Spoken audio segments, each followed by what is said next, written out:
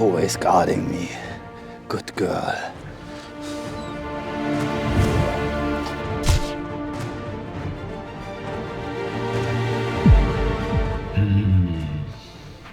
I might be on the right path.